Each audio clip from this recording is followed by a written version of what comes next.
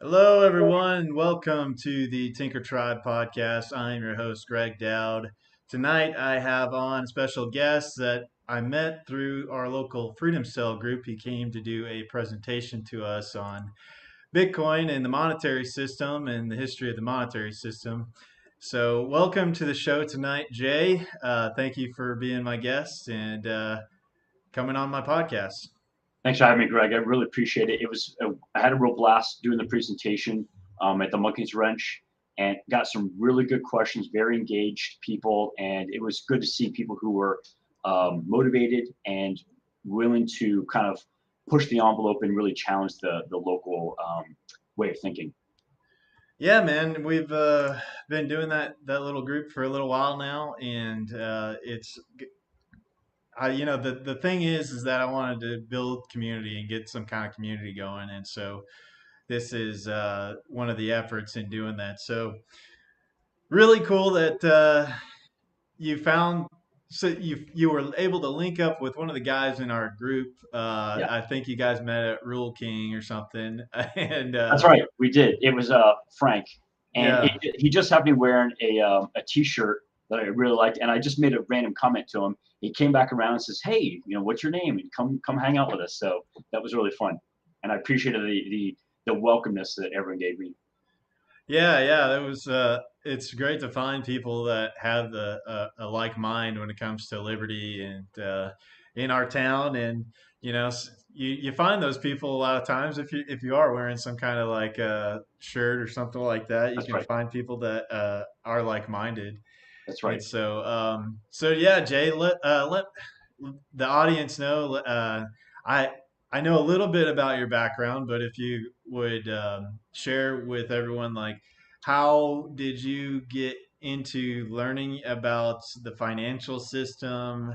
What got you passionate about talking about this subject and passionate enough to make a presentation that you would, go around to other people and, get in front of people and put yourself out there to deliver, a presentation on how all this is going down in the Sure. financial system. How did you get to that point of where you are now doing that kind of stuff? It's a good question. I'll try to keep this as brief as possible while giving the pertinent details. I think I discovered Bitcoin right around late 2012, early 2013, and when I first read about it, it really was one of those, oh, this is too good to be true, blah blah blah. But then as I started going down the rabbit hole and really trying to understand the attributes, qualities, and characteristics of it, I started to realize, oh, this is serious. This solves a lot of problems that we faced in civics or government, and then economics. And that was once I there were a couple of small things that I wasn't sure about, but once I confirmed as best as I could that these things, such as a limited supply or the difficulty adjustment within Bitcoin, once I started to understand that those things were real, that they actually existed, and they were verifiable qualities of Bitcoin, I realized, okay, this is no joke. This is serious. What kind of brought me to the table, even to have the interest in this in the first place, is I've always kind of had an interest in economics, even though my degree is in mechanical engineering, but I've always had an interest in it. My dad actually, as a kid, he was training me as a kid, 6, 7, 8 years old, into the basics of economics. What is a free market economy? What is inflation? What are goods and services, things like that.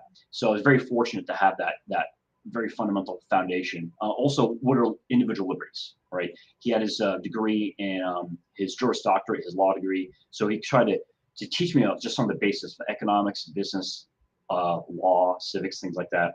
So I was very fortunate that he gave me that background. So fast forward from 6 years old to a few years ago, almost a decade ago, and here is I was learning about Bitcoin, and when I started to realize that it is a non-confiscatable, uncensorable asset, I realized this changes everything because it allows parties and people to act in a way that is in their best interest without government coming in and being intrusive or obtrusive. And I thought, okay, this is no joke. I think I'm starting to understand what Satoshi Nakamoto, the creator of Bitcoin, was really going for. So Also, I was fortunate enough that I've worked in a pretty wide variety of positions, such as senior business analyst, senior project manager, director of enterprise resource planning. I've even worked as a CFO for a company, and across a pretty wide range of market sectors, such as manufacturing, supply chain management, tech, finance, and that gave me a pretty good exposure to see what our business is looking for, what our customers are looking for, what are kind of the standard ways that businesses need to practice, and some of the risk mitigation efforts that they're always looking for. And so, kind of combining all that, it really gave me an appreciation for the concept of WIFM. What's in it for me? And and that can be a good thing, right? In terms of how do people look out for their own best interests, right? And I think Bitcoin is a really good tool for WIFM. What's in it for me? And so when I try to do these presentations, I always try to look at it from the audience's point of view of why should someone care about this very vague thing called Bitcoin? It's very abstracted, right? And it's completely intangible. It's software, right? And so if we can't touch it, then people realize this doesn't make any sense. So having that background as an analyst, as a project manager, CFO, et cetera, and then understanding what at least trying to get a basic understanding of what people need in their lives, what people want in their lives, right? They need some stability, but also some growth. They need to know that the things that they own, they can actually hold on to them without government coming into their lives and just taking them capriciously, ad hoc. I realize Bitcoin might be the ultimate means for ensuring that people can retain their freedoms, right? And I think that was a very important thing for me, and I've tried to tailor my presentations, in that way. So have you been doing these types of presentations for a while? We have a pretty similar background, also in mechanical engineering as well, and probably around the same time that I started to dig into the white paper, the Hmm. Satoshi white paper, and started to question how the economics work and Yeah, everything, and learning about the Austrian economics. that's right. Part that's different from the Keynesian side and That's right. everything, and doing the red pill moment with the Federal Reserve and all that kind of stuff. That's right. Probably about the same time. Now, did you get like started right away, like trying to tell, shouting from the rooftops, like you guys should really check this out, man, like sending emails and doing all that kind So of stuff? I don't think I got into giving presentations on this until I think it was late 2020. There was a local group. So I used to live near Seattle before I moved to Huntsville, and there was a local group um, that was interested in this sort of thing, and they were really around property rights.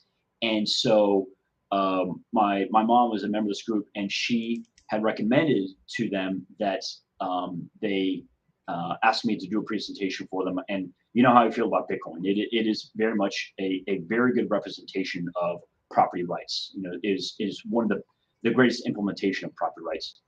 So I put this together for them, and so it was well received. But again, because it's so abstracted, people have a really hard time wrapping their arms around it, and so many times it's not really actionable, at least from just a single presentation. So I think that was difficult for people to take that and then move on to bring Bitcoin into their lives. To answer the broader question, I spent quite a few years just trying to understand what Bitcoin was.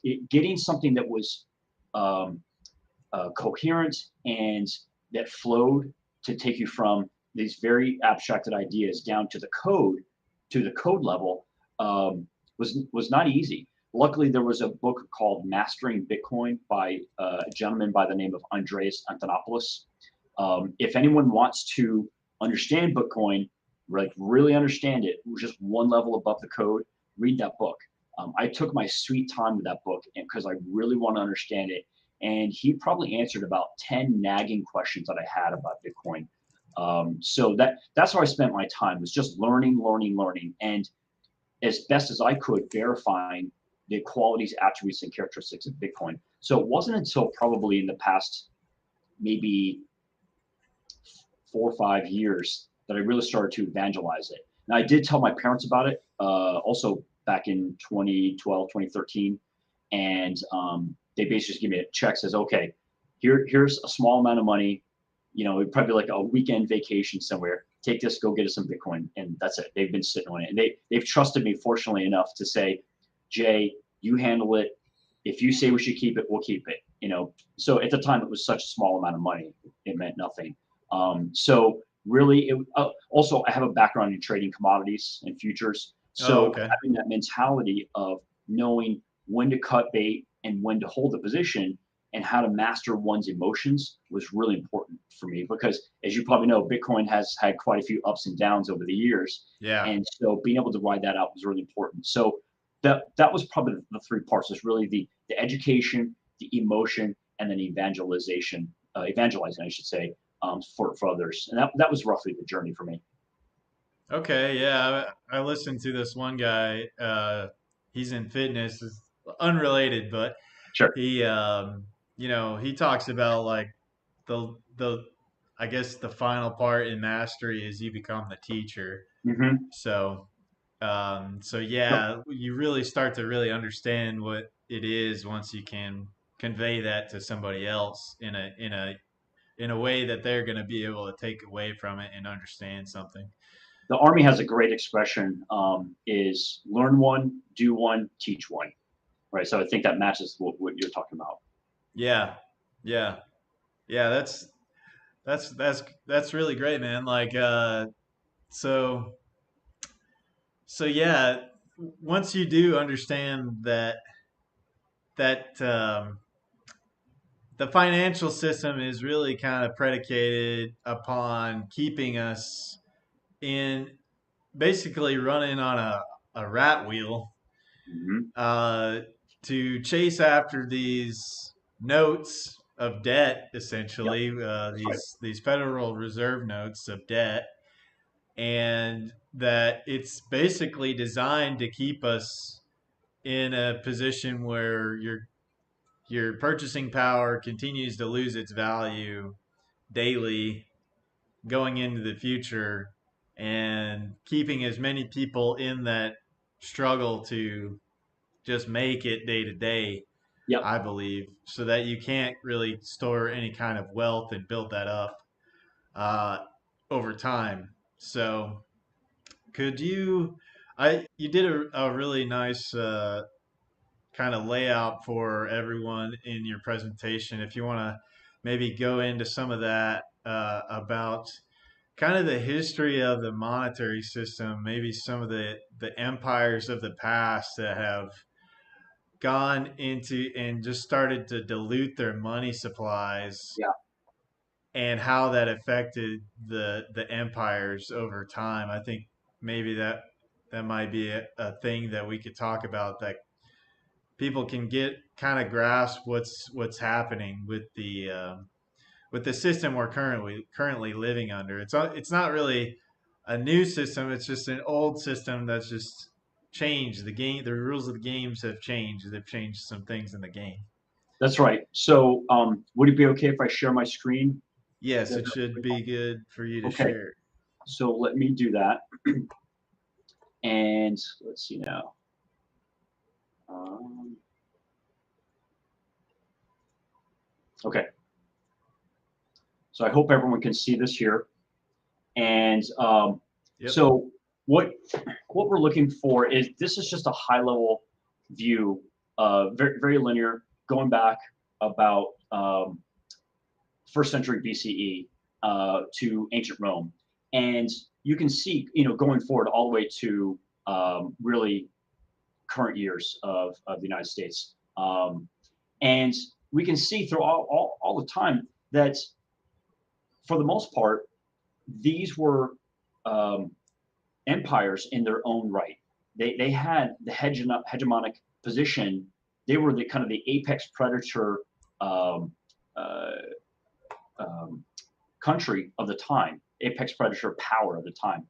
And so what we can see is that for the most part, they used gold or silver, right? And these were the hardest forms of money that we had at the time. And I think that's really important. So unfortunately, what had happened was these countries became institutions. And after a while, what they really cared about was the acquisition of power and the preservation of the institution above servicing its citizens. And I think that's an important aspect to understand over time is that uh, eventually those who were the bureaucrats and those who were in power, they ended up engaging in more self-serving goals and activities than serving their people. And I'm not making more judgments. I'm just saying that's just how they operated at the time. And you can even go back to ancient Roman times when the emperors and the Senate were perfectly fine with diluting the content of their coins, right, and transforming what was good money into currency, right. And if I'm not mistaken, eventually um, the solidus and the auris were diluted to the point where they were literally about 1% of gold. They ended up being Mm. diluted, I think, with copper many times. Uh-huh. And so, big surprise, here we are in the United States, that the value of our dollar since 1913, or at the advent of the Federal Reserve, has been diluted about 99% to only about 1% of its value, right? And Hmm. so we can kind of keep going forward in time here, and we can see that these different countries, they would adopt good money, and then something would happen. We don't know exactly what just yet based upon this, but another country would ramp up, and they would become the apex predator country, the hegemonic power of the time. And it's my contention, I'm asserting that part of the reason why they became the hegemonic power is because they used good money, right? It was the storehouse of value, became a good medium of exchange, and then a unit of account. And then the reason why they lost their hegemonic power, their apex predator country status, is because they got away from good money.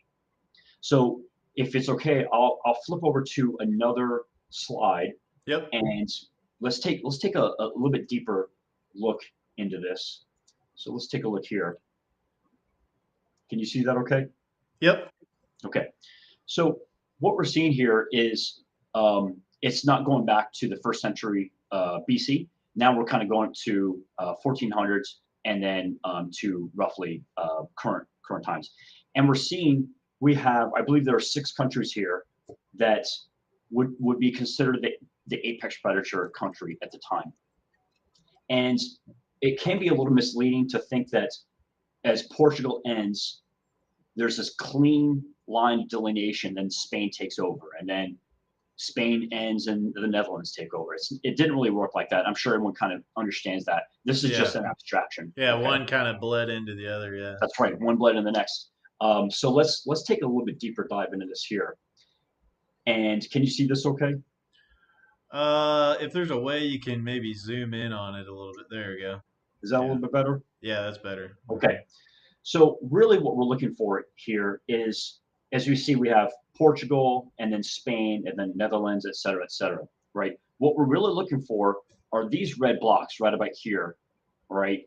And that is kind of a transitional period where this old order right here is on the decline, and they're probably those governments, those nation states are very self-serving at that point. What they really care about is not conquest necessarily, not necessarily serving the people, but what they're really concerned about is the preservation of power and setting up institutions around themselves to do just that. And they become very sclerotic over time. And one of the methods I think that they went up doing is they would extract value out of the populace by diluting their money supply, right? Or inflating the money supply by and resulting in dilution. Right. And so during that time period, we have what's saying right here is a build-up period. And this is really what's key is that in this case, Spain they're probably engaging in certain efforts where they can acquire power and then eventually going to eat Portugal's lunch. And the same thing with the Netherlands, right? And we could go back in time and we could probably see from here back for several decades, the Netherlands were doing things that would help them, how would I say, whether it be acquire power or find ways to do something better than what Spain was doing. Okay, maybe exploration, maybe new technologies, right?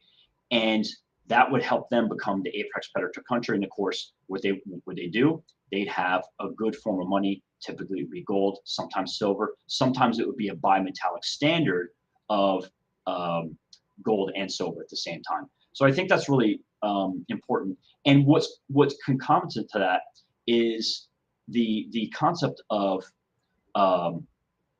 megapolitics. And this comes from a book called The Sovereign Individual. And I think this was by, I'll have to think about it. I always get this confused with The Fourth Turning by Strauss and Howe. So I'll have to think about it. But you can find The Sovereign Individual. And they really talked a lot about the concept of megapolitics. And these are technological implementations that were orthogonal to governmental power, right? So one of my favorites is written language, right? Or the Gutenberg printing press. And these were, what ended up happening was these technological implementations ended up really destroying the old and rotted out order and enabling whoever has implemented or utilizing these technologies to their best benefit, that ends up helping them propel to power at the time. And it could be anything. It could be cannon. It could be literally the riding stirrup for knights on horseback. It could be the longbow, right? So the English longbowmen were famous, right? So all these were technological changes that not only were they orthogonal to power and politics, they could actually end up causing the overthrow of some governments in some way, shape, or form. Okay. Right. And the authors in The Sovereign Individual do a much better job of explaining this than I have. So please read that book if you like that sort of thing. So, but what I find to be the constant in all this is that those countries which implement good money ended up serving the people the best. All right. And Okay. so that was probably the one constant throughout all of these is they were able to create that apex predator status for themselves by having good money. They were able to thrive and create these golden periods within their countries because of that. And we can kind of just keep going forward in history, right? We have France, we have Britain, and then the United States, right?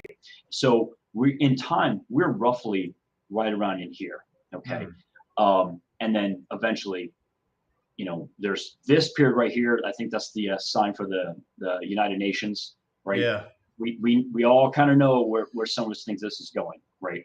And I Yeah. think that's really important, is that megapolitical events and these technologies, what they usually end up doing, and this is my opinion, what they usually end up doing is actually pushing power down, not down, but to where it needs to be, is with the people, and it creates another form of decentralization, right? So, like I said before, one of my favorite technologies is the printing press, right? Yeah. That allowed people to mass produce or produce in mass written word, right? Before, that was very much the monopoly of religious institutions or monarchies, right? Those are the Right. only ones who could write books or actually own and use books, right?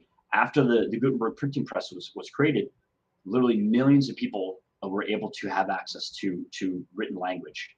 And so information could be sold across, it was saleable, I should say, across space and time. And so that was a major change. And it was actually, we had several orders of magnitude of accessibility to data, information, knowledge, and wisdom that people just didn't have before. what did we have before? It was word of mouth, and for the most people, they stayed pretty much within their region, within their city, their town, their village, right? Right. That was as far as wisdom could go. Now you could literally have books that could travel around the world, and so it was this major flattening of power to regular people. The next one that I really like is the gunpowder revolution, right? And so I think that's really important because it also pushed power down to where it needs to be, right? It needs to be to the point where the individual can act with sovereignty by self-defense. Right. And so that's all kind of leading up to, we can see in this graph here that this is the confluence of mega politics via technology and good money. And I think that's so important that people, if they have that that context, that broader historical context, believe it or not, in my humble opinion, this is actually good news, and people should be very, very optimistic about this, because mankind's existence prior to, even the 20th century was pretty miserable. It was, Yeah. life was short and pretty crude and really tough.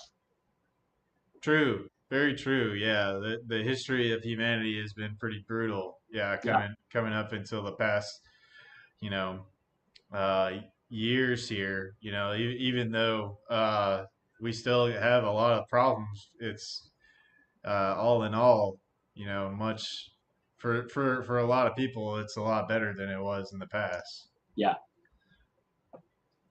Yeah, I like how you kind of highlight that, and you're kind of saying like a lot of this is when these new empires come about. That it's almost like they see like the previous empires.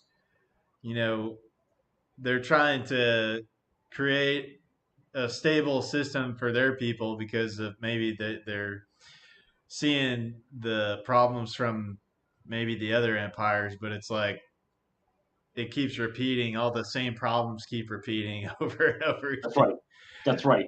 I think what it comes down to is, if I could put a cherry on top of what you're saying, this is the human condition, right? There are always Yeah, going to be some people who are out there for the acquisition and the consolidation of power, right? And then there are going to be some who go along with the crowd, and there's going to be a very narrow slice of people who are consistently saying, "No, I'm not doing that." Right? I'm not going to yeah, fall in line. I'm not going to be a part of this. In fact, I'm going to actively work against that old order, right? So that way we can, in some way, shape, or form, continue this long line of sovereign or individual sovereignty, individual liberty. yeah. That I think is the white pill for people. There Yeah, it really is. That's right. That's a good encapsulation for white pill. is to see that. Yeah, there's always this force that's driving, to put people into a state of uh, or to bring about a tyrannical regime, but there's always going to be people that just don't want to participate. And I think that is probably the most effective form of activism is in fact to create the alternative system that makes the other one obsolete. Yeah, yeah. So And so to take your point, I hope one step further is that's what we're seeing in Bitcoin. Bitcoin really is the convergence of math, encryption, um, telecommunications, computer storage, computer processing power, um, and this is a path dependent event, right? The Bitcoin could not have happened 20 years ago. The technologies were not in place, and so what we're seeing is that Bitcoin, or people are seeing Bitcoin as a freedom accelerator, right? They're seeing that, like, okay, now this is property I can hold on to. This is property that is non-confiscatable, that is uncensorable, and I can hold on to it. And Greg, you and I can engage in commerce uh, through Bitcoin. And what that ultimately means is, when I buy something from you and you sell something to me, we're expressing our highest ideals to each other, right? I'm willing to give up this thing a few satoshis or Bitcoin fractions of a Bitcoin to you because you have something that I will find more valuable than me holding on to those satoshis, and you selling me something, you receiving the satoshis, you find more valuable than you holding on to that thing that you're selling to me. So that's very much an expression of our philosophical ideals, all compressed and encapsulated in a single transaction, and that is a beautiful thing. Yeah, once I was looking into cryptocurrency and the fact that when that light bulb went off in my head that this is something that cannot be confiscated from you was the when the light bulb went off was like, wow, okay, this is something new that in this whole game that we're playing right now that kind of changes some things for the person on the ground floor, Yeah, basically. that's right. That was very Um, much a great game changer right there. yeah, because recently I ran across this documentary, The Great Taking, and they're talking about how like there's I need to look into this more, but I thought it was a really interesting documentary about this guy that was in the financial system for a long time and has looked into some of the laws and things, and basically what he's describing is that everything that's tied up in all the financial institutions, the stock market, and BlackRock, Vanguard, State Street, all these people that are running the show and the game right now have kind of rigged the game so that uh, when the whole game ends, when they want it to end, there basically it's set up so that within the law that whatever's in the stock market and in that system can uh, potentially become confiscated, is what he was talking Mhm, about mhm. in this documentary. And if that happens, I think that I hope people don't take it, because it's like the, if you take everything from people that they've been saving up for their entire lives, like what are you gonna expect gonna happen? But Sure, I hope that people wouldn't take it, but I think that they're, do your own research and look into these things. I need to do more research about that myself. sure. But saying all that, and the situation that we're currently in, where we are experiencing a dilution of the purchasing power of our notes of debt that we're using right now through the Mhm. Federal Reserve notes. What tools do people have on how they can, what tool in their tool chest can they have to help them, you know, survive and thrive what's coming down the pipeline? Yeah, that's a good question. So I think what we hear a lot, right? For especially people who are like us, people who have similar, I'm going to say priorities, right? Is we hear consistently spit yourself out of the system, right? And on the surface, that sounds like, oh yeah, we should all do that. But we get the ancient Roman bread, right, and the circuses dangled before us. So it is that um, that pill out of Brave New World, Soma, right, and Yeah. it is to keep us whether it be physically or spiritually sedated, right. So completely understandable. Um, so I think that the first thing we need to do is wrap ourselves with good people, people who can um, almost like what the great people I met at the Monkey's Ranch, right?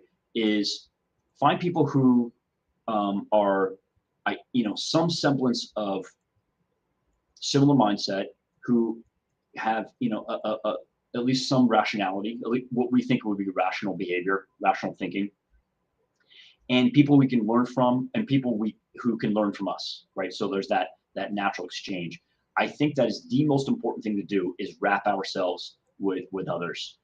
Be in that community, because you can have all the other stuff, whether it be having a mix of gold and silver and the other metals, whatever you want to call them.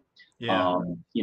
But if we don't know how to use it and we don't know how to stay motivated, it's really easy for us to fall off, right? Motivation can wane very, very quickly. Right. Like when I met with everyone, I gave the presentation, I came out of there pumped because I knew I had met some really good people, right? And that's half the reason why I do those presentations, is because I get to meet some really good people, right? And Yeah. and we all have different areas where we are on the rheostat of involvement, right? Some people, they're really good about farming. They really want to know about farming. Others, I really want to know about welding. Others, I really want to know about carpentry, right? Right. I think I found my groove in a couple different areas. But what ends up happening is we create this, like as what you guys have done a great job of creating this community, and you keep each other motivated. You learn from each other. And for me, it's about expanding my network to find others, and then sometimes even put people from different networks in touch, right? Yeah. There's the guy John. He's the cattle farmer, right? Yeah. And I'm Hmm. putting him in touch with another group of people, right? Because I want him to be able to do a presentation for that group. Right. So, being able to create that network is good. And so, before the show here, we talked a little bit about creating that community, right? Yeah. Hmm. And I think that community is so important, whether it be, I'm going to say very abstractly, pre and post, right? And so, Yeah. there's this very broad network that we can create, and actually a network of networks, right? Post, that network may shrink a little bit, so you Right. better have it squared away. You better know what you need. So that's the first thing that's the first category I would say, is have the right people around you, right? Okay. And Yeah. also be of service to them. That's really important, right? Be of service to them. That way they're incentivized to keep you around, right? Yeah. The other aspect of this is, um, and you and I talked a little bit about this before the show went live, is basically analysis paralysis, right? We all Yeah. suffer from analysis paralysis, right? Yep. And my I'm an analyst, right? That's part of my bread and butter, and professionally, is as a business analyst. And so it's really easy for me to go down the rabbit hole and go into analysis paralysis. So I've had to develop a few guiding principles around me to help me stay disciplined.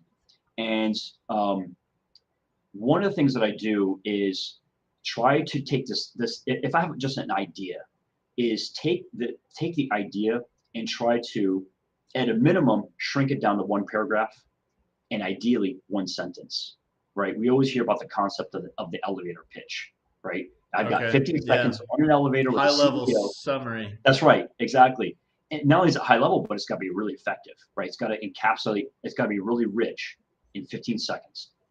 And so that's good. And then, if possible, I mean, I'm going to say, actually, by necessity, write it down, right? Because once we've written it, we're committed to it at that point. A lot of people, we like to just talk, and that's great. That's good for brainstorming. It's good for generating new ideas. Sometimes it's even good for discovery. But in terms of really getting things solidified, really developing a fine edge on something, whatever the thing is, write it down. If you can't write it down, you probably don't really have a good idea. You probably don't have an idea at all. It's just fluff. It's just something you're just speaking into the ether at Hmm. that point. So write it down. And then once it's written down, it doesn't have to be a formal presentation, but work with the people in your community, in your network, and say, I've got this idea. What do you think about this? And be open to criticism, remove the emotion, right? Because emotional intelligence is so important, right? And be open to criticism, and really look at it from the other person's point of view for a little while, and see if they can digest the thing that you're putting down, right? If they can't, probably means one or two things. Maybe the idea is not good, or the person, they're just not there. They're not in that mindset. Just because a person doesn't get it doesn't mean it's a bad idea or it's untenable, right? Maybe you just need to find the right people. But be open to being criticized, be open to having your ideas, have holes poked in your ideas. I think that's important. Um, and being able to get it narrowed down to the absolute bare essentials, right? Um, it's not easy, right? Because what do you want? Like we never really want to be criticized, Right. right? It's really That's a tough painful process. to get criticism from others. Yeah. That's right. So to kind of bring this together is in terms of preparing, right? Because that's ultimately what we're talking about here. If you have an idea, if you have a direction you want to go, get it narrowed down, have it well defined as you possibly can, present it to your trusted network, right? Um, and test it out. Do a pilot program, right? Try it out for a little bit. That's the best way I can do it. And probably the third thing I can think of, and this will be the last point, is have your goals and your abilities well defined, right? So I'm a horrible carpenter. I couldn't saw wood straight to save my life, right? So I know that's not something I'm good at, right? Somebody else is going to be 10 times better at it than I am, and that's just one example. Know what your strengths are and know what your weaknesses are. The Gallup organization does a great job of that at a company I used to work for called called Stryker Orthopedics, and it's called the Gallup's Strengths Finder, right? They had 34 different strengths, and they would help people rank what was their top five, what was their bottom five. And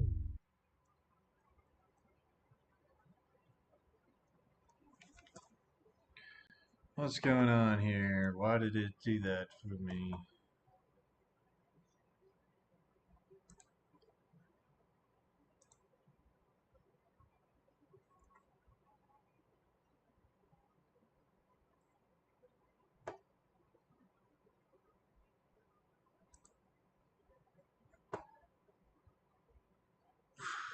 Shit. Well, sorry about that, folks. Give me 1 minute, and we'll see if I can get this going again. Uh, let's see. I'm back here. find Let's what you're looking see. for. Oh, okay, Sorry about that. that's okay, no problem. I hope we're still up and running. Yeah, we're still good. I got kicked. We were on the third thing that you were talking about there. Sure. Okay. So basically, what I would say is define what you're good at and what you're not good at, and then also what are your goals out of that. If you can define those as well as possible, I think that's going to be a big help. It's very easy for us to kind of amble along without any sort of direction, and it's if you can have these things well defined, then you can pretty much implement any plan that you want. Um, as long as you know what it is, and that could be pretty much anything in life, right? I want to be a great golf player. I want to be a great pool player. I want to become a lawyer, right? In this case, we're talking about a very different direction, and I think that once you've kind of taken those three pillars, um, when you come out of it, this doesn't even have to be a matter of I'm just surviving. It's possible that if it's planned out well enough, if it's defined well enough, if you have the right people around you, then you won't just survive. You may actually thrive. Yeah, I mean, from being in the community of people that, you know, tr just like you're talking about, I think one of the biggest strengths is creating the networks of people that we can help support each other Hmm. and that are like-minded. One of the really good examples is this guy. His name is Tag. He has a YouTube channel called Life Done Free. I met him recently at the Self Reliance Festival that they do in Camden, Tennessee. But the model that he's adopted is basically that he is encouraging folks to move around his geographic location of where he has some property. Yep. And a lot of times, like when folks that are in our community that are working together, that a lot of the ideas that come up is like, well, we all need to coalesce on some property, buy property together or something, all coalesce and create a community. But a lot of times when that happens, like people don't have the same vision. Things just tend not to work out the right way, like the way that the land gets divvied up or whatever, and people aren't like sovereign on their own little piece of land or whatever, Mhm. and things tend to break down with that. But I really like this model of just seeing if you can get like I've heard one other person talk about like 10 buddies within 10 miles of you, Yep. basically. Yep. So you have people that can come help you if you need a hand with something. Maybe like this past week, for example, with me and one of my friends, he just got into a pretty bad car accident, and they have goats that they're raising on their farm, and he had to go down to Birmingham to go get some rehab treatment for his injuries, and they needed somebody to look after their goats. And I have been helping them out and trained to take care of their animals and stuff while they're gone. Basically, I was a farm sitter for them in the past, Sure. so I was able to cover down for them while they're dealing with this right now. And so, that is one of those things within that network that you can, if you foresee any kind of, unforeseen events in your life, even that could happen, just having a network of people that might be able to cover for you with the things that you have going on, uh, that it's helpful in that respect. Yeah. And just like the Amish, man, like they Yeah. get together and they do barn raisings, right? It's like they're doing the same thing with this with Tag's group over there, where they need to come together and build somebody a house. They get a bunch of folks together. They got guys with construction experience. They just lead the crews and they just tackle getting this person's house built. So Yeah. you know, I I really think that it's not just one thing that's going to save you or help you, survive going into the future, especially with the financial system the way it is. It's going to be a multifaceted effort, and it's going to involve having people that have your back, and that may change, like you said, that larger group may shrink to the smaller one Yeah. when things get really stressful. Yeah. I think that's a good point. And if I could kind of add one component to this that I think most people unfortunately don't consider is trust actually comes in two parts. There's intent and ability. And in the moment, we can promise the world, we'll promise the moon, right, for anything. But when it comes time to delivering against that promise, many times people just don't have the ability to do so, whether it be physically, financially, or emotionally. They don't have the ability to deliver. So let's take the example you talked about, building a house, right? You're going to have, let's say, 20 people coming together, or they say they're going to come together, but who actually shows? It's like 8 people who actually show up, right? Yeah. And it's no judgment on anyone, but some people are just not emotionally able to commit to that sort of thing, right? They think of the enormity of the task and they think, oh, I can't build a house, so I just won't show up, right? And so that's not condemnation, but I think that in that instance, the homeowner, the potential homeowner who's counting on 20 people to show up, that may be a bridge too far, right? And so I think the reason why I mention this is because when we're building these communities, there are a lot of people who talk a lot of stuff, right? Yeah. And actually having people who show up, that unfortunately it's rare and few and far between, unfortunately. And so I think that having that really good um, measuring stick, our ability to assess people, right? And I'm not talking like Jordan Peterson level of clinical psychology, right? It's Yeah, not like yeah, that. yeah.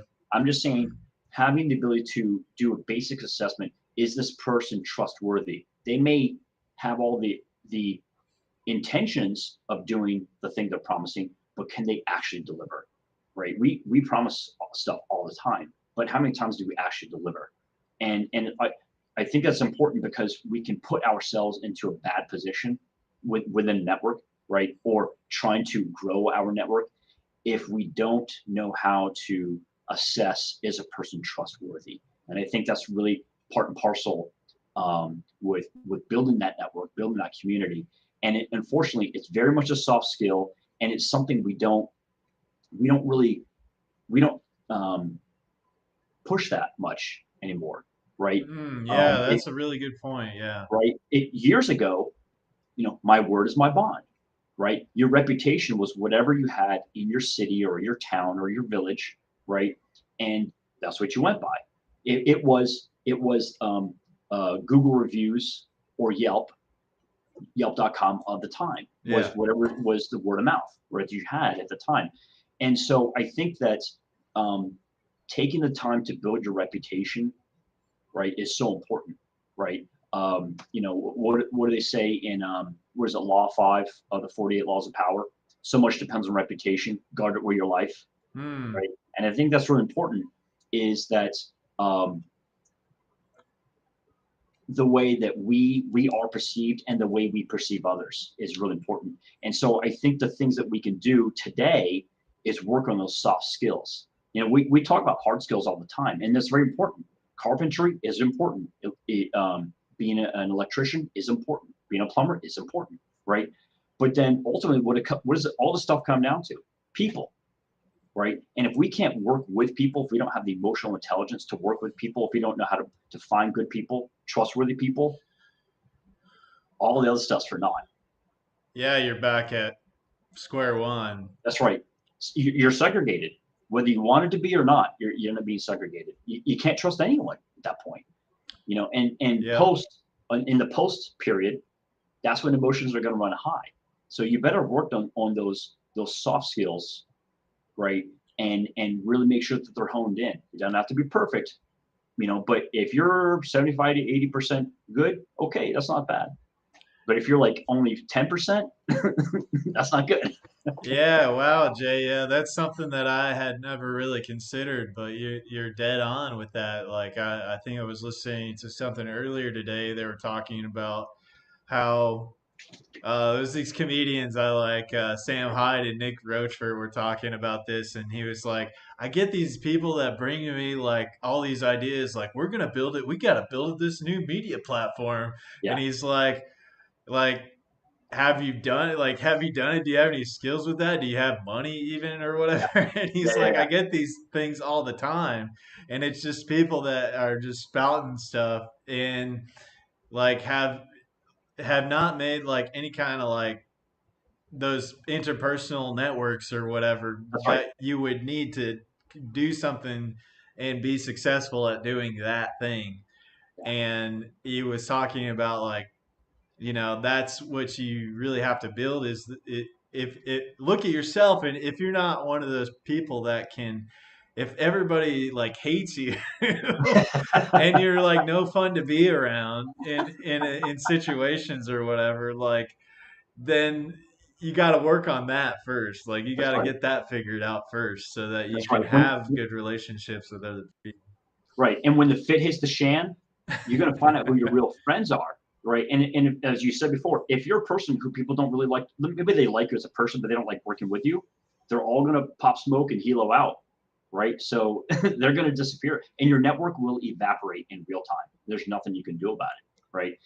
One thing I like about the comedians, especially the very successful ones, they're typically very good observers and commentators of human nature. Yeah, yeah, absolutely. Because like I've basically been in a comedian like black hole recently because I've been watching so many of these guys and their comedy and going to comedy shows here in That's right. town as well. Because I need a way to laugh, like doing a lot of the stuff, the some of the heavy topics, talking about that stuff a lot. I Yeah. feel like that's a little bit of my release is through comedy now. Well, take a look at Joe Rogan. Yeah. He's literally been a stand-up comedian for decades now, and he also did news radio, right? With Right. Dave Foley and who was the guy from SNL? I'll think of it in a second. But he did comedy for years. And what does he have? The most popular platform or most popular show, I think on was it Spotify and YouTube, Yeah, right? Spotify. Yeah, he's a very good commentator of human nature, right? And he has high levels of emotional intelligence. He can bring in two people who have the exact opposite view on something, and he can have a good conversation with both of them. Yeah, it's very important. It's probably something that I need to work on myself. It's just just like you were talking about, like being the person that can, create those networks, and I guess in a lot of groups that I've been involved with, like there seems to be the way that the group comes together is maybe around like one kind of personality or something like that. And you Mm-hmm. kind of have to have like a champion of something for like the group to have some kind of coherence. Like the group may split off into like subgroups or whatever, but Sure. like a lot of times it's like kind of one person leading the charge, I guess. Like maybe do you have any kind of commentary on Yeah. your So experience with that? I think that's a very insightful question that you're asking. Hence the reason why you're the host of the show. And so one major difference I've seen between, and this is not a judgment call, but I'm all right, I'm not making any sort of judgment call in one way or the other. But one major difference between men and women is that men are very comfortable with hierarchies, right? So and so he's the CEO, he's the commanding officer, whatever, and he has a lieutenant, right? His right hand man, his right hand person, and there's a management structure below that, right? And shit flows downhill, drives slow uphill, right? And we joke about that, right? Yeah. But men are very comfortable with that. Women have a tendency to be more egalitarian. They want to solve things through committee. They want to discuss things, on a very flat basis. I'm not saying one is right or wrong, right? I'm just trying to give the show the difference between men and women in that respect. And I think that's really important. So I think going back to your original point around, how groups can end up being successful or not successful is there that one person or two people, who can really take the reins and provide a focal point for how the group should operate or what the group should be looking at or focusing on. I think it's important. And there have been literally, I'm sure, hundreds of thousands of organizations throughout history, right? Whatever you want to call them, whether they're 3 people or 3 million people or 3 billion people, right? It doesn't matter. The idea is that is there some sort of focusing effect, right? And that's really what leadership comes down to, right? Can a good leader provide clear vision, right? And can they do it consistently, right, for Hmm. people? And can Hmm. they be a person who others look to for leadership, right? Whatever that may be. And sometimes it's positive, sometimes it's toxic, right? We take a look at let's say China, right? China has about 1.5 billion people, right? And they look to one person.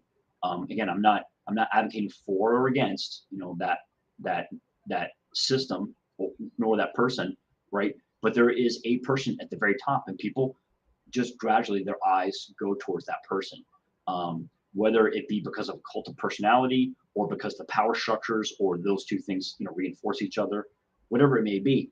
But typically with organizations, and two people can be an organization, right? Hmm. And Yeah. so you need some sort of leadership and hierarchy there. Without it, it's just going to slowly evaporate. It's like trying to herd cats, right? Yeah. Yeah. If Exactly. the leader's not constantly pushing, right? Because it's like entropy. We always entropy always wants to Tend go to to the low. disorder. Yeah. That's right, exactly. It's lowest possible energy, and it does so by way of disorder, right? And so leadership is really the anti entropy, if you really think about it. It's always pushing or pulling, right? Pushing at the edges and pulling from the center, trying to get the attention towards the center of the organization. That may be good, it may be bad, I don't know. But I think that we've seen effective leaders and we've seen ineffective leaders, right? And effective leaders typically they know how to work on the hearts and minds of others, right? And I think that's such an important role. They may not be the most technically adept people, right? But typically um, they have some sort of emotional intelligence, right? Whether they're using psychology or dark psychology, right? They know how to work in the hearts and minds of others, and I think it's really important.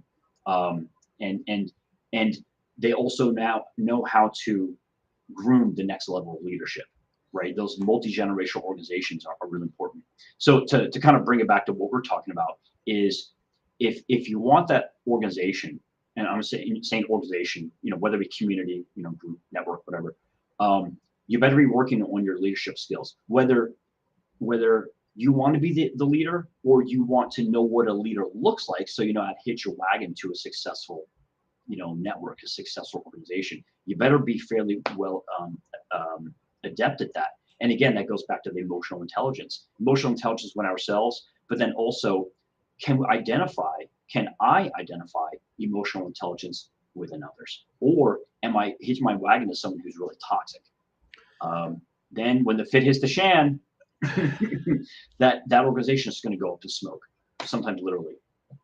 Yeah, that is a minefield a lot of times as well because the people that you believe are can be a really strong person or a really strong leader, they put on a good show, but just like you said, in a situation they can crumble, or they were using you in a certain way or whatever for their own gain or something like that. Like, um, I had a couple comments around this topic from Tyler Truitt in the audience. He said, most people worth getting help from are already too busy to help. Even trying to hire a competent contractor on short notice is hard now. Yep. And he said also, I think the challenge to group sourcing these kind of projects is scheduling around everyone's very limited availability as well. Yeah. Um, I 100% agree with that. yeah, I get we have attempted within our group to do these like get shit done weekends where if somebody's got a project that they need help with, that we just put the word out there within the group meeting that this is going to happen, and then in our communications that it's going to happen on this day, this time, this place. We're going to meet at this person's place, and we're going to help them with this project. And then whoever can make it. And like, I think that is a good way to maybe find the right people that but it is true. Like Tyler is talking about there is that you know a lot of people are busy. We're all working on our own independent projects. So he just brought up another point here. How do you lead a bunch of independently minded people? We're all independent, That's right. thinkers. We're all independent thinkers, and we've all got a way that we want to do things. And so, you know, I feel like I've heard other podcasters, people talk about this, is like people in the liberty movement. Maybe it's more difficult for us to come together and unify together because we are so independent Yeah. that there's the avoidance of coming together as kind of a group. Yeah. There's a joke in the libertarian community. I'm going to butcher it, but it basically says, the goal of every libertarian politician is to be voted into power and then get government out of everyone's business, or it was something like that, right? Yeah. And I think that's a really good point. It's almost a paradox, right? That you're pointing out, which is very valid. Is people who are very um, I'll say sovereign, individual oriented, self-reliant oriented, right? Is they're very comfortable with doing things on their own. being self-responsible, right? And and thus they really bristle at the idea of um, exogenous, externally generated forces being imposed upon them, right? That really irritates it. It really rankles a lot of people who are very like the rugged individuals types, and for good reason, right? Um, the converse of that is those who are not like that, and what do they end up doing? They end up congregating together, right? And I'm not gonna say which political persuasion is like that, right? But we've seen that the ones who are very, um, I'll say, defeatist, very nihilistic, very much um, the anti of self-reliance, and what they end up doing, they end up congregating together, and so they are like the Borg in the sense that they really want that collective movement, right? So they are definitely more um, oriented towards collectivism, right, and the group, and they kind of thrive in that area because they can kind of hide in those regions. So to take your point, the next step, and I think what the comment is saying, it is difficult to get people like that together, and so going back to the network and leadership, I think that that's really where leadership really comes into play is being able to say a good leader can recognize, all right, I don't need to have 10 things that we agree on. I only need to have one, maybe two things that we agree on, or two things that are commonalities with us. Let's not try to conquer the world. Let's just focus on one or two things, and so let's prioritize, right? And let's write it down. Let's make sure that we are on the same page because I can bring 10 people together and we think we have the same idea, the same goal. And if I would go around and ask those 10 people, what are we trying to accomplish here? I'm going to get 10 different things, right? 10 different visions, right? So a good leader can actually bring these people together and have these one or two goals fairly well defined, right? And then make it just those one or two things. Hmm. And in doing so, by accomplishing those goals, success begets success. And I know I'm speaking very abstractly, but I think you and the audience, can kind of relate to what I'm saying. Is we don't need to conquer the entire world. We only need a couple of things we do. Let's build a house. Okay, let's frame the house. We don't have to do the whole thing. Let's just frame the house. Okay, I've got 5 guys who can move lumber. I've got 2 qualified carpenters who are actually doing it. I've got 3 people who are actually cutting, according to what carpenters say. A good leader knows how to kind of forge that team together, right? So I don't need 10 goals. I need one, maybe 2 goals, and they're well defined, and I know who amongst us can actually make that happen. And once you do that, that builds the reputation, that builds the success, which then builds the next um, uh, project, which then builds more success. Yeah, man, it is a struggle. I feel like myself is a little bit of a reluctant person to organize people, and I have talked to other people in in the liberty movement that are similar, where it's like, I don't see myself as any kind of a leader or anything like that, but if I don't do it, then who's gonna do it? I mean, like, Yep. there's nobody stepping up to do it. So, and it's I feel like we get a lot of us get kind of trapped in that. We talked a little bit about that earlier, the analysis paralysis thing, where it's like, well, how am I going to be judged or whatever by what I do here, and how are people going to perceive what my actions are in this regard or whatever? But I feel like it's a big hurdle to kind of get over that, and like you really have to attempt some things, Yep. and you're not going to know until you really try it or Yep. you really get to give it a good go. And so, I have talked a lot about that in the past, is just encouraging other people to get out there and attempt to do something in Yeah. their community. If there's not some kind of group or whatever, like, maybe you can be the person to get the group going Yeah, and just attempt it. Like, and yeah, you're not going to know, and you're not going to build it like these emotional intelligence skills by that's not right. doing anything. That's So, right. Let's. So there's a term I learned a few years ago called um, a successful failure. Right? Is I tried a project or I tried a position and I failed miserably at it, but I learned a lot from it. Right? So I think yeah, your point is really well made in the sense that okay, maybe I don't have leadership skills, right? But I'm gonna try to do this thing. I'm gonna organize this group, this project, a community, a network, whatever it is, and maybe doesn't work out as well as I'd like it to, but what I learn from it is so important. And I work on, as you said before, my emotional intelligence, and I realize, oh, I'm kind of deficient in these leadership skills, but I know what's important and I know what to look for in the next person. So I don't hitch my wagons to someone who doesn't have good leadership skills. I basically, very good you know, point. Yeah. what's my bullshit detector, right? Do I have a good bullshit detector, right? And I think that's important, to be able to develop that in others is really not be afraid of leaning into the pain.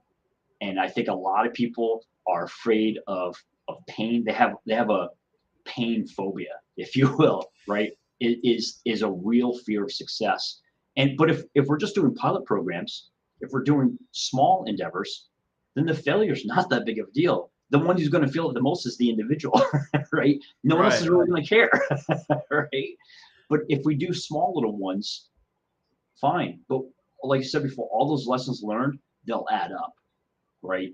And there's another aspect that you touch on, which I really like, is when we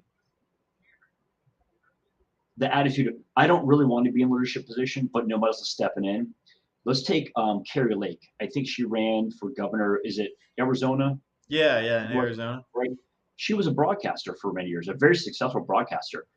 She didn't really want the job in the sense of I'm not. I didn't orient my life to be a governor of Arizona, but she saw there was a major deficiency, several major deficiencies in Arizona. She's like, I'm going to run. Now she didn't win, but the point is, she was willing to put herself out there, put her neck on the chopping block, and even with her own campaign, take on a leadership position. And I think that's really important. Is that you don't have to become president, you don't have to become governor, you don't have to be mayor. You just got to do your little part, right? Especially when you're sick and tired of seeing how things are falling apart in your little area, right? Yeah, yeah, because the other option is just apathy and to go into I think uh, that this is where a lot of people are is this apathy mindset that like the problems are so maybe insurmountable that what am I going to be able to do to change the outcome of all of this stuff? Like I don't think like like you just said, like if we're not changing the world here. We're changing our little uh we're changing our little world basically. Yep. And I think a lot of the struggle is an internal battle with all of us.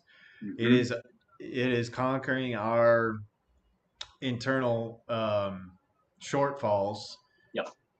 that a lot of the outer world kind of changes as we change ourselves internally. At that Self Reliance Festival, uh, John Willis, who runs this company, SOE Tactical, kind of issued a challenge to me because I asked him this question, which is like, how do you fight these what you just said a second ago, this fear of success, like kind of the nagging thoughts in your head that keep you Yeah. from keeping to achieve a fearing that success. What am I gonna? I'm not maybe worthy of that or whatever. But he Hmm. challenged me to work on myself and to work on the fitness aspect first.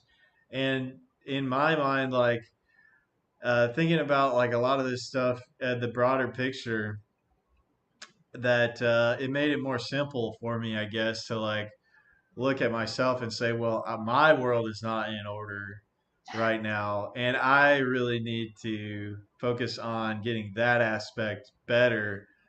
And through that, I believe that things, you know, it'll definitely help me for sure by getting in better physical condition and focusing on my fitness in that regard first. But getting that world in order, and then that can bleed out in other areas in my life as well. I but think Jordan Peterson talks about that in his book, right? Is um, um, 12 Rules for Life. He's like, make your bed, right? And I think it was a great comment of, make sure that you've got your area, your 3 meter radius squared away as best you can. And no one's perfect, right? But do that as best you can, and then kind of like we were talking about before, then we can be of service to others, yeah, right? What better way to earn trust than actually be of great service to others, right? And whatever way that is, whether it's just you need to you need to be a listening ear, a good ear to someone, right?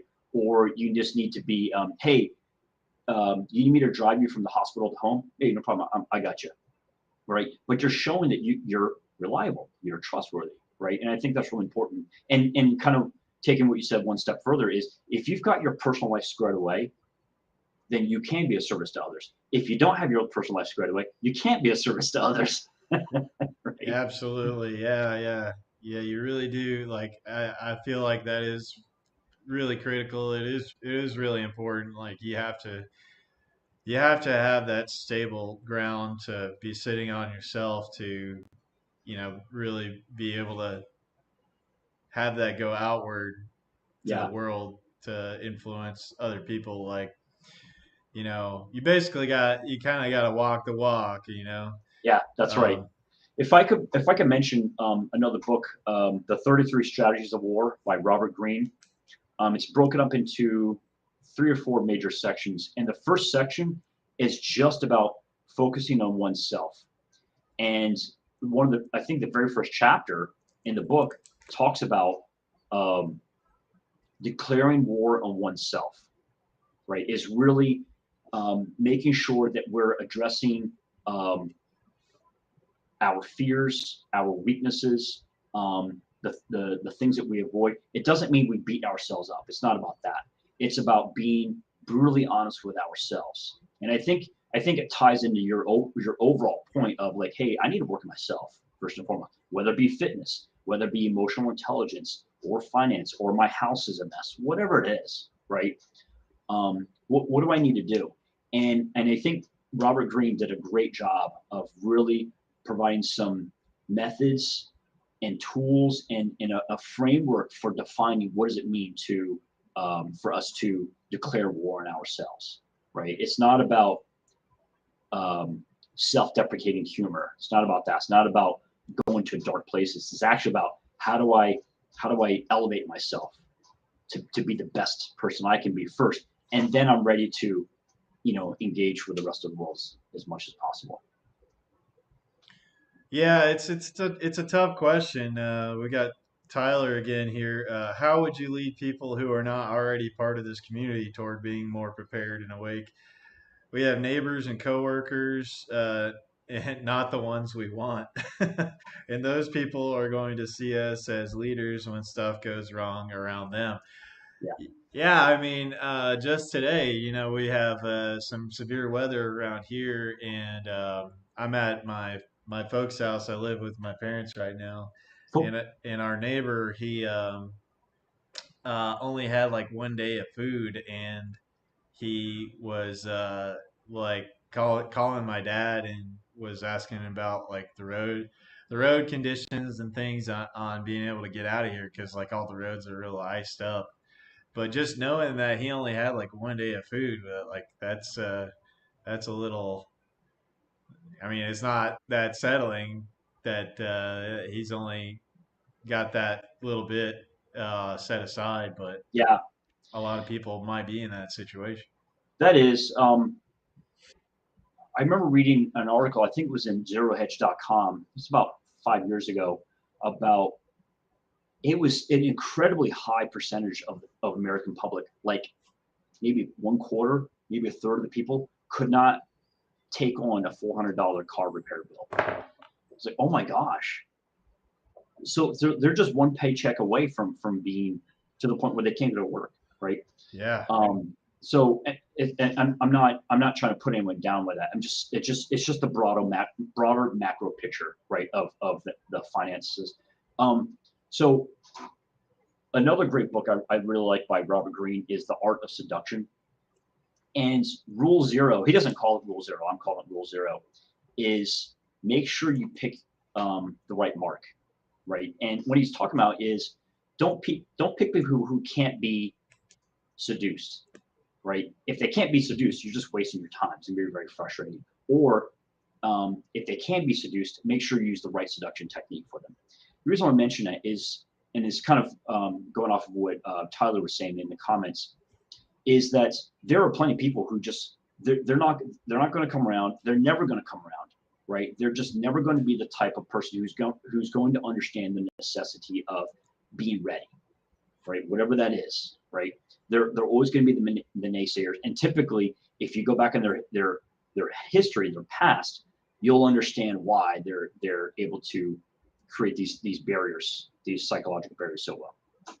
So those are the type of people who cannot be, who are how do I say, those are the type of people that you'd be wasting your time and your efforts, right? We only have 24 hours in a day, Yeah. right? 168 hours a week, right? So get your time really, really compressed. Only go for the low hanging fruit, the high value targets, right? I say targets very loosely, right?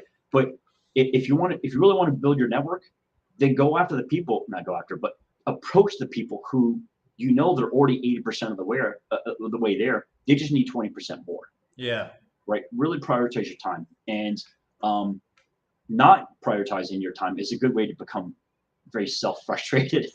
Absolutely, and those people will bring you down with them, I Yep, think. Yeah. yep, yep. I've heard John talk about this. He's talk about like I'm up here at like 100%, and trying to bring a 50% dude up to 70%. It's gonna drag me down to 70% to That's bring right. him up to 70%. That's right. Yeah, Yeah. 100% agree with that. There's no point in it, you know. And you know, kind of like the lifeguard, right? What's the number one priority for the lifeguard? Their own life, because if they're not alive, they can't help anyone, Yeah. right? And if we're just allowing others to be the psychological, emotional, financial, temporal parasites and vampires on us, we will never ever able to be of value to others, especially the ones who we've already brought into our network, or whose network we have become. We're really doing others a major disservice when we dilute our efforts like that. Yeah, well, I mean, it does bring in, a good question is like how do you, I guess you using that emotional intelligence with the people that you're talking to and kind of Hmm. maybe figuring out where they're at and then deciding from there, okay, maybe the efforts will be better on this other person that I feel like they're a little bit higher on that percentage scale. Maybe I could get them up a little bit higher in my surrounding area here as far as like neighbors go or coworkers or whatever. That's right. Um, but yeah, man, I mean, I was totally there at one point in time of just shoving it in people's faces like why can't you just see these things that I'm seeing? But a lot of people just don't want to be able to see that, and No, especially that's like you're confronting them with a lot of information really quickly, and it's number one. Looking back at it, it sounds like you're crazy. that's right. when, Tinfoil uh, hat, right? yeah, when I see somebody talk to me about some stuff that I'm like really not familiar with, I'm like, okay, well, I'm gonna look into that. But right now, you sounded a little wild to me. That's right. You know, you sound crazy coming at them like that, and then you're confrontational too. So it's like they're putting up a wall immediately when you do that. So like, yeah, I feel like that. I've had to learn that lesson Yeah, myself the hard yeah, yeah, yeah. way and figuring out like that you gotta approach people differently, asking questions more, figuring out where they are, like you said, and then deciding whether or not to invest more time into them My moving dad, forward. my dad was in sales for quite a few years. He was a very good salesperson, and one term he introduced me to was something called pre-qualified. Is does the client have all the necessary conditions in place already in order for him to do business with them, right? And I think that as we get better with our soft skills, we get better and better with. There's a term that's used in one of Robert Greene's book called Fingerspitzengefühl, and it has to do with the ability to apply just a finger touch of palpation to understand what the other person's like, right? And what it really comes down to is, do I need to just come out and say, "Hey, I'm getting ready for hard times"? Are you getting ready for hard times? There's that end of it. Then there's the other end of like, I'm just gonna sit back and watch how this person carries on with their life. I'm not going to say anything. I'm not going to do anything. I'm just going to observe how they carry themselves. And just on that alone, that fingertip feel, a person can get a pretty good. If they're really attuned to human nature, they can say this person is not pre-qualified, right? And that was something that was really hard for me to learn. I had such a huge ego that I thought I could convince anyone of anything, right?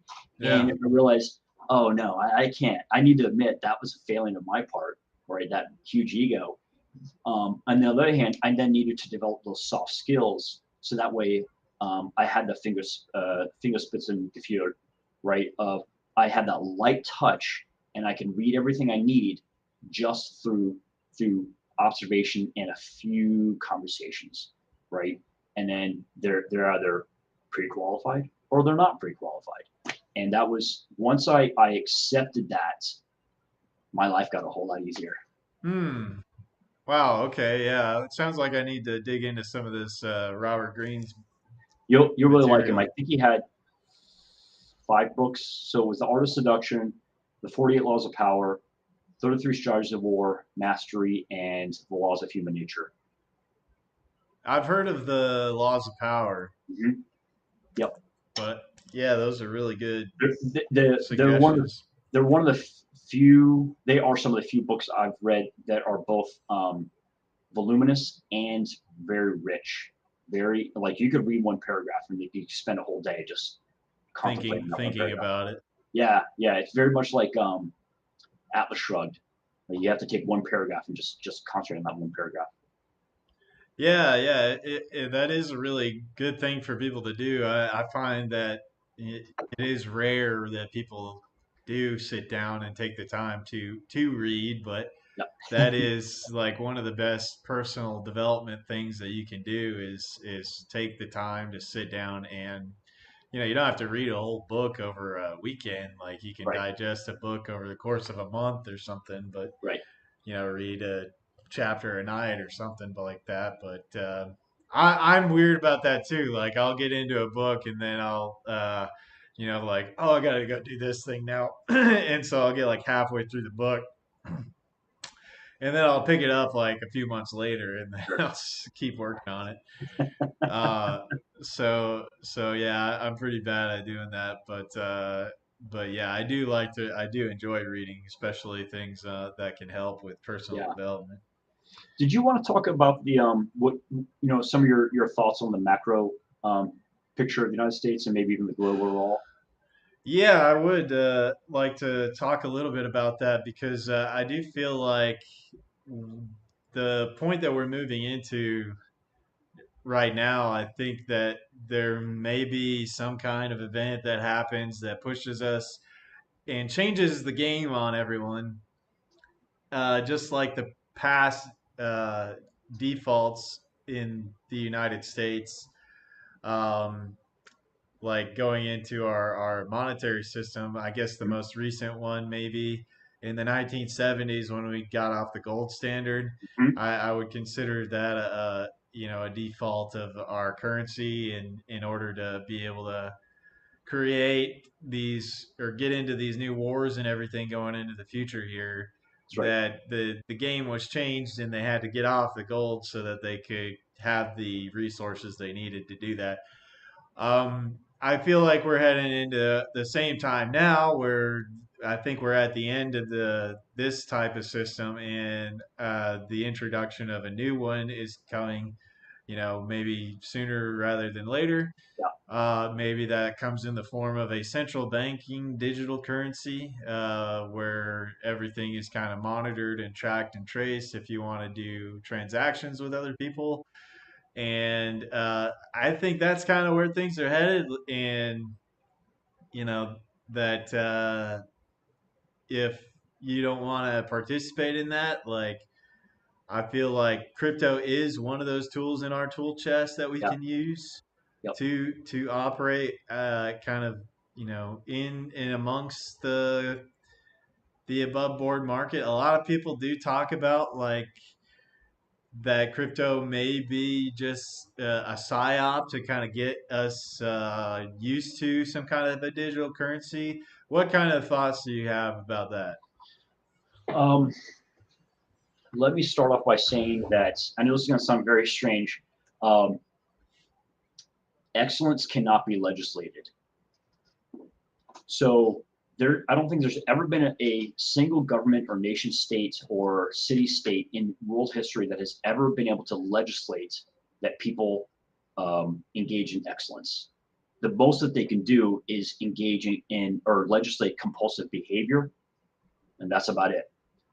Excellence, it can be defined in different ways, but excellence is something that has to come endogenously, right? It has to come from within. And the reason why I mention that is because governments like this can put in all sorts of controls that they want, right? But all they're doing, they're just hemming people in, right? Excellence typically is about breaking through those walls, right? It's about doing like 99% of the time, it's about doing almost the exact opposite of what everyone else is doing, right? Moving in a direction that no one else is moving. And so if we take a look through history, anytime a city, state, or nation, whatever, has tried to engage in such authoritarian control over the populace, it always leads to failure, right? Whether that failure is internal or external, right? It doesn't matter. The Soviet Union was only around for 70 years, right? That was, as President Ronald Reagan said, it was the evil empire, right? The Stasi out of East Germany, just an extension of that evil empire. The KGB, the FSB, the NKVD, right? These are all just mechanisms for control. And what happened? It failed, right? We take a look at what happened after World War II with Mao and the Long March, right? The CCP. And if we really look at the evolution of the CCP over time, there's probably been about three major regimes within the CCP, right? We had Mao's Long March, and then it had Deng Xiaoping and Zhou Enlai.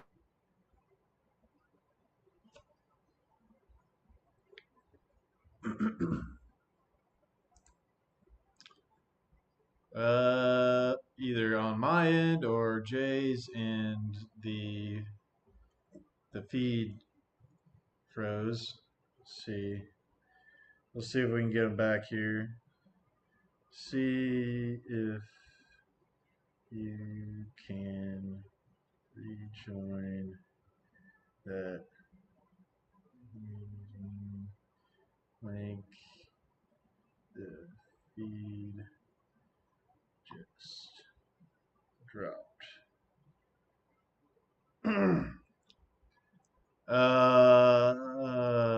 Let's see.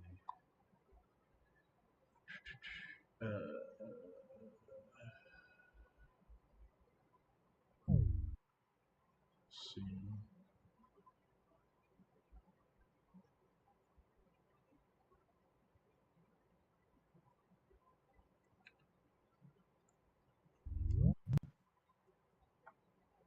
I There think, you are.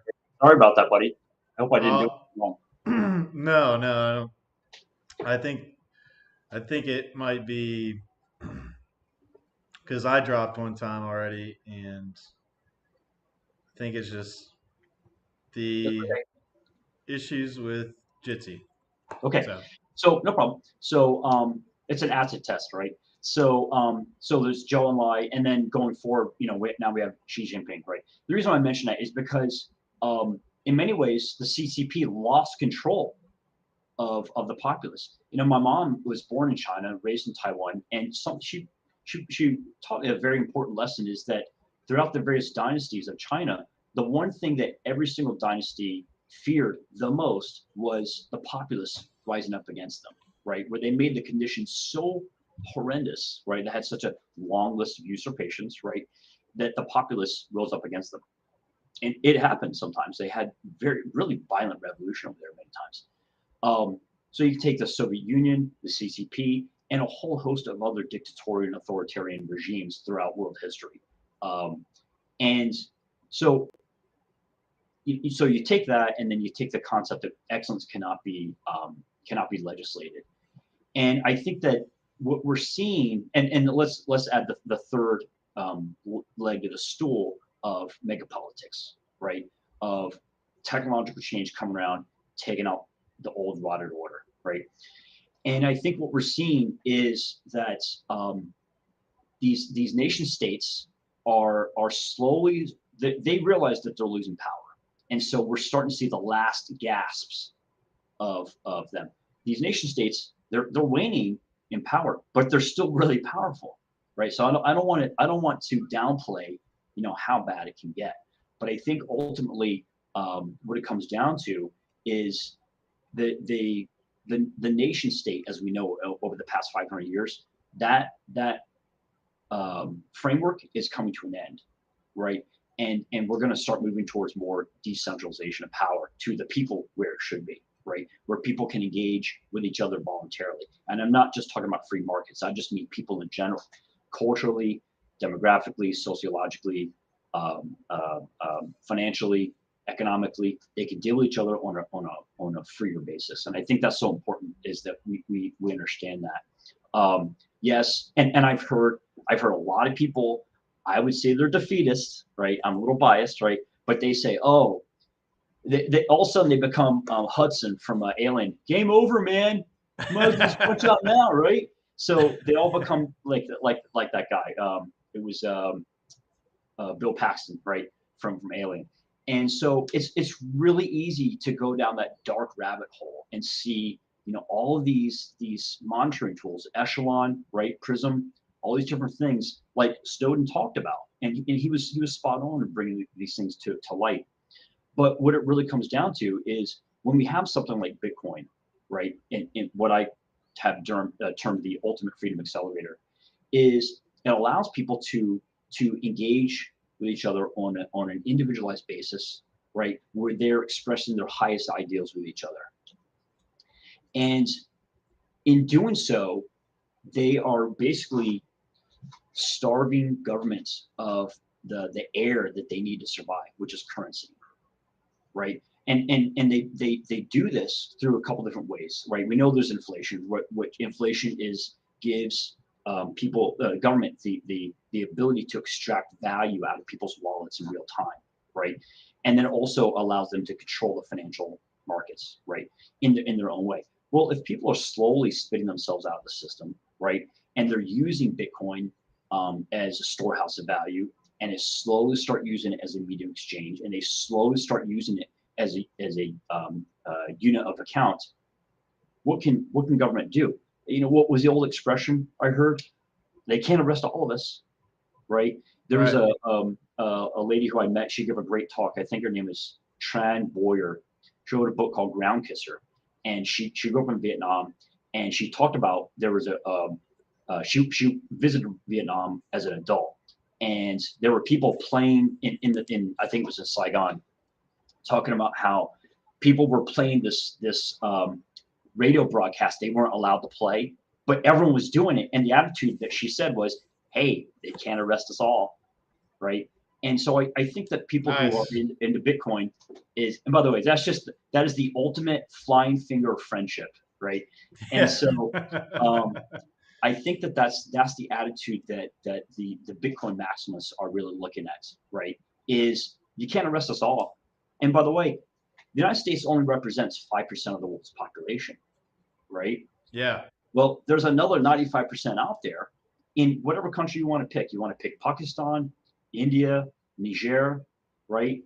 Nairobi, Argentina, Chile, Venezuela, Brazil, right? Mexico, where Bitcoin, Turkey, Greece, right? We've seen that these places have had some serious economic fallout, and the individual there, they're picking up Bitcoins as fast as they possibly can, right? Now, granted, I understand the United States has hegemonic position right now, but as we saw before earlier, there is no guarantee. In fact, I'll give you a guarantee. Eventually, the United States is going to lose its hegemonic position, right? As Thanos said, to paraphrase, it is inevitable, right? Yeah. No one is entitled to the hegemonic position, right? And so, especially for only 5% of the world's population, there are plenty of people around the world, part of that 95%, who are seeing that Bitcoin gives them that ultimate escape hatch out of government control, out of government intrusion, like out of government being obtrusive, right? And so when people have that endogenous ability, that endogenous motivator to pursue excellence on their own, independent of, orthogonal to governmental power, they're going to pursue it. Wow. Okay. Yeah, that was one of the questions I was going to ask you is how do you stay optimistic? And I feel like you kind of summed it all up there for me. Is that yeah, people will basically. I guess I've heard it in the past, and thinking about money might be referred to as Gresham's law, where people seek out the That's right. best form of money. So And Gresham's law basically says bad money pushes out the good money, right? So as governments start pushing out worthless currency, people reach into the economy, individuals and sometimes institutions will reach into the economy and pull out the good money. They'll pull out the gold, they'll pull out the silver, right, and whatever metals you want to have, and they'll push it aside as a storehouse of value because they know even though that bad money is a unit of account and it's a medium of exchange, its storehouse of value is garbage. And right. so that's what Gresham's law really talks about is focusing on the storehouse value of good money. Yeah, yeah. I've I feel like we have to stay optimistic as well because I've heard this interview. I think it was an interview with Robert Anton Wilson, and he was into some weird stuff. But he had one quote that I liked that he said that optimists get things done, pessimists never do anything. So That's right. I define myself as an optimist. So That's right. if you're a pessimist, you've already been defeated. So That's right. I remember my dad told me when I was a kid. Again, he was in sales. He said, "You lose 100% of the shots that you don't take." Right? If it's a difference between 0% chance of success and 1% chance of success, I'll take the 1%. Better than absolutely, nothing, right? And yeah, I apologize. I know that I didn't really adjust CBDCs, explicitly, but CBDCs are just another mechanism, of right? control, yeah, Of control, exactly. So maybe in the short to intermediate term, people use CBDCs because the government is the ancient Roman Empire handing out the bread to the masses at the circus, right? Okay, I get that, right? And the government has demanded, they've legislated, we have to pay our taxes in dollars. Okay, I get that, right? But at some point, that system just breaks down. We've seen this time after time after time. Again, whether it be we rot it out, I say any institution rots out internally first and just collapses, or there's someone else who comes in and eats our lunch, right? Or maybe multiple forces come in and eat our lunch, right? Look at Napoleon, the Battle of Nations, right? He lost at Waterloo, right? That happens, right? And I think it was the fifth European consortium, right? They finally got it together. They defeated Napoleon, right? It's an extreme case, but I think the point's made. And so it's very easy for these organizations to become rotted out, as we saw in the monetary history we looked at before, right? They become very institution oriented. Those institutions existed for their own purpose, not to serve their citizenry. And so when it happened was someone else could come and eat their lunch. And I think that CBDCs is just another tool in a long list of tools, right? And honestly, people, if they don't want to use it, they will find ways of circumventing the system if they have to, right?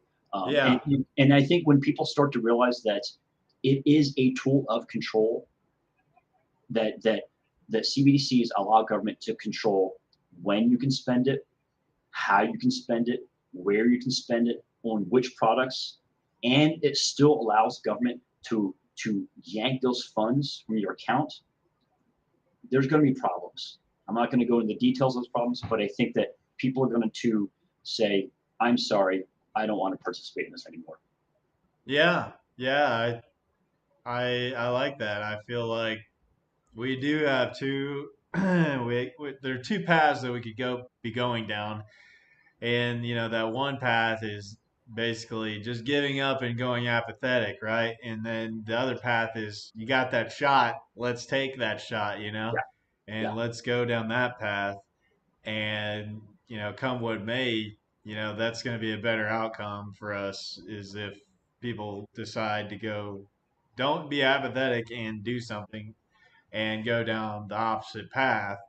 And like you said, eventually, once people feel that pain, I guess, that they need to, they feel that friction with that system, and it's really coming after them being able to operate autonomously, that there's going to be issues. That is a hope moving into the future. But I feel like you got to take some action, folks. You got to do something. So, what can people do right now? What can they do right now just to start taking those actions so that they can move down that positive path? yeah. That's a very good question, very insightful question. I say the very first thing to do is invest in the 6 inches between your ears.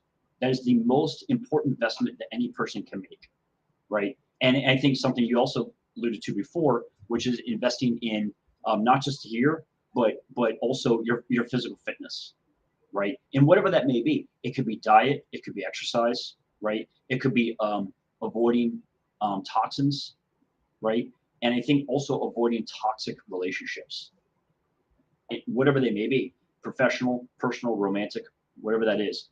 Wash the toxins out of your life. I know it sounds very abstracted. I know it sounds a little shishi foo foo, right? But I cannot, I cannot express how strongly I believe in that. Right? Is investing in oneself first and foremost, right? And you really talked about before, a little bit earlier when we talked about getting ready, right? Is am I ready? Am I getting my house squared away? Right? That's so important. So be maybe not the best version of yourself, but you're better tomorrow than you were yesterday, right? I think that's so important. Um, and also, we talked about this before around whether it be academic improvements or emotional improvements, right? I think that's really important as well. So really kind of address those two areas. Yeah, I would say that's the very first thing to do. So I consume a lot of content every day, and I don't know if this is something you want to share. Do you remember the handouts I gave at my presentation?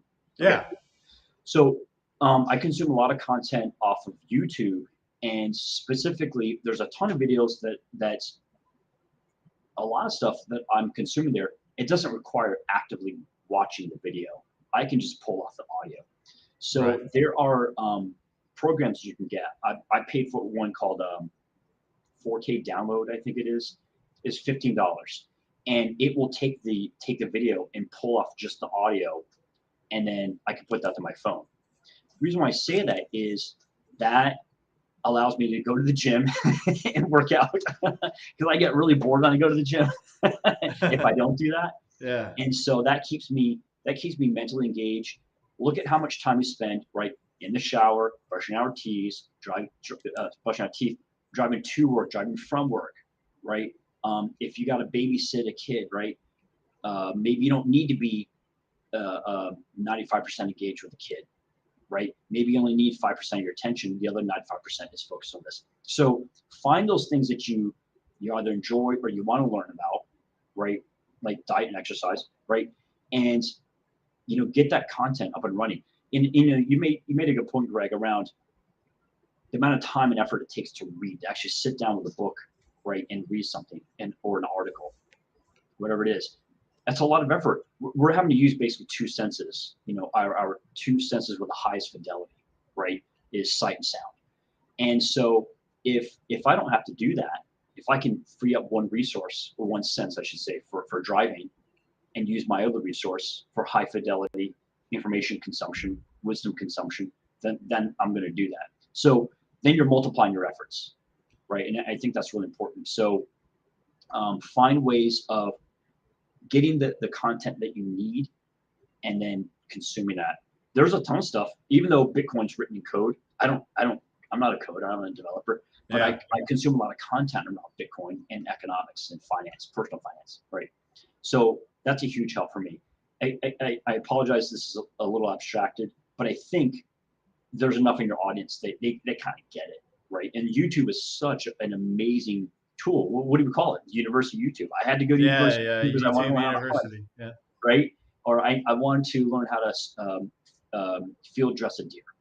Great, you know, you kind of have you do need to watch that, but there are other things you can learn. So I would say that's part of the investing in one's self paradigm. Um, and then the other aspect is, what we talked about before, building your network, right? I think that's really important. Also, if we can, something when another pillar we talked about is prioritization, right? Is it's really easy for us to become overextended, right? And law 23 out of the 48 laws of power is concentrate your forces, right? Don't try to do 7 things, in a mediocre fashion. Focus on like 2 things and do them really, really well. Yeah. Yeah. I like that. Because what's the old expression? I'm a mile wide and 1 inch deep. Okay, that's fine, right? Or if you want to accomplish stuff, be 1 foot wide but like a half mile deep. I think that's really important, and that's how we achieve excellence is when we can go to those deeper and deeper layers, right? And where we're actually accomplishing things. So I get it. A lot of us we have a lot of different interests. We like a lot of different things, right? So Yep. it's easy to sprawl, and I think that's a huge problem that we as human beings we sprawl. It's really easy to do, but staying disciplined like that, and then find out what those passions are. Like take the things that we have an interest in, kind of a passion in, and then take the things that we probably know we need to do, and find that Venn diagram overlap right somewhere in the middle. That's really important. Um, if you can continue to learn a little every day, if you are focusing on what you're learning or focusing your efforts on learning the right things every day, if you're building your network, um, I hate to say it'll just happen, but the things will fall into place if you're just kind of being this having the small consistent wins. Yeah. I like that. Yeah. Don't make it too complicated. Yeah, Keep it simple for yourself. Focus on a couple things and work on yourself and build that network. Yeah. yeah, Well, Jay, man, it's been really insightful getting to talk to you. Like you, yeah. Likewise. you are a wealth of knowledge, sir. Some people Um, say I'm a wealth of something else, but that's a whole other topic. I learned so much getting to talk to you tonight. I really appreciate you taking the time to come on Thank and you for talk, having me. and love to have you back on in the future. Absolutely. Uh, to just shoot the shit about whatever. Yeah, Um, likewise. so, uh, you gave me one thing that you do locally. You do a Bitcoin meetup that is going to be linked in the description. And is there anything else that you would like to leave the audience before we say goodbye tonight?